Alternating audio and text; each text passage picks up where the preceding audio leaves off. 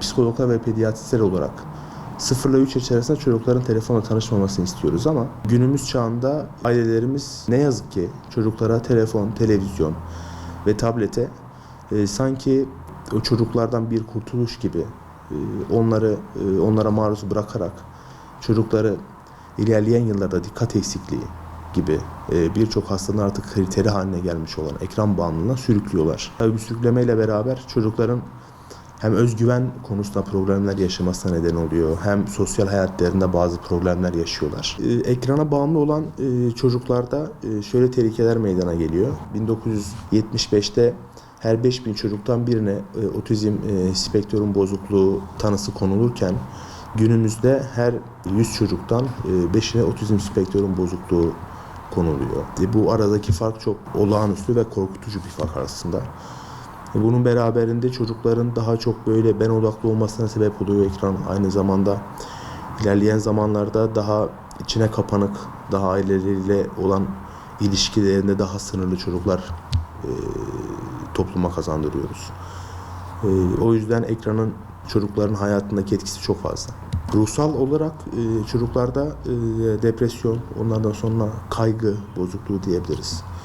Ondan sonra çocuklarda asosyalite çok fazla artıyor. Onun için bu tür sorunlardan bahsedebiliriz. Otizmin de kriterler arasında gelmiş durumda ekran bağımlılığı, evet diyebiliriz. Evet, olabilir muhtemelen. Çocuklara kaliteli zaman geçirmeleri gerekiyor. Yani sizin çocuğunuzu telefonu, televizyonu açtıktan sonra onunla baş başa bırakıp siz kendi hayatınıza devam ederken o çocuğun her şeyi televizyondan ve telefonla öğrenmesine izin vermemeniz gerekiyor.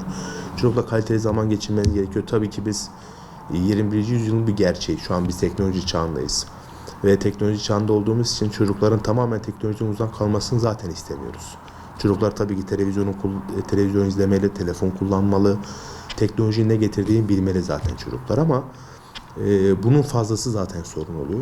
Geri kalan zamanlarda biz bunu 0 ile 3 yaş arasında hiçbir şekilde verilmemeli. 3 ile 5 yaş arasında kimi çevreler tarafından artan dakikalar, kimi çevreler tarafından ise 3 ile 5 arasında yarım saat 40 dakika gibi nitelendiriliyor. 5 yaşından 8-9 yaşına kadar 1 saat, 9 yaşından sonraki sürelerde dediğim gibi biraz artan dakikalara bağlı kalıyor biraz. Bu sürenin zamanında çocuk bu süreyi kullandıktan sonra kalan boş zamanlarda aileler çocuklarıyla kaliteli zaman geçirmek adına onlarla beraber oyun kurabilirler, kitap okumaya yönlendirebilirler. Belki çocukların gelişimsel olarak mantık, akıl, zeka oyunları diyebiliriz biz bunların hepsine.